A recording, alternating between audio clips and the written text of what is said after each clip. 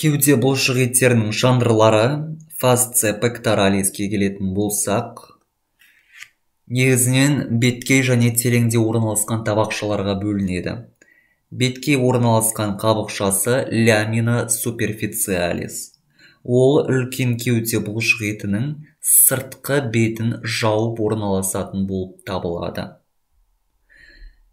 Бұл шандырлы қабықшаның жоғарғы бөлігі бұғана сүйегімен бітіседі және медиалды бөлігі мен латеральды бөлігі алдыңғы тісшеленген бұлшық еттің шандырлы қабықшасымен байланысатын болып табылады.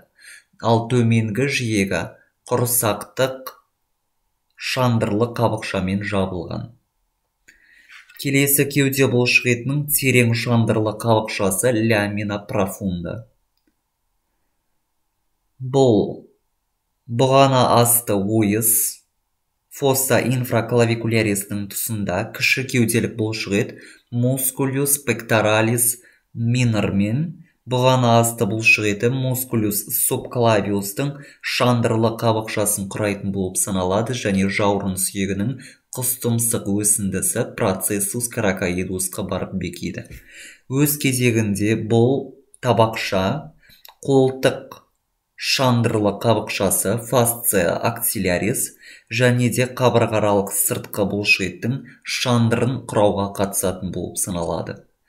Үшінші шандыр бұғана кеуделік шандыр, фасция клавия пекторалис деп аталады.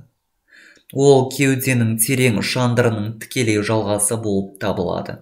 Негізгі қызметі бұғана асты ойыстың маңында едәуір қалыңдайтын болып саналады және осы жерден бұғана астылық қан тамырлары мен нервтердің өту қынабын құрауға қатысатын болып саналады.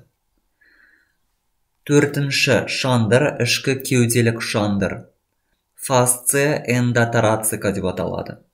Ол кеуде қуысының ішкі бетін көмкереді, көріп тұрғандарыңыздай, және ішкі қабырғаралық бұлшық еттің мускулюс интеркосталис интерна, қабырға асты бұлшық еті мускулюс субкосталистің шандырлы қабықшасын құрауға қатысатын болып саналады.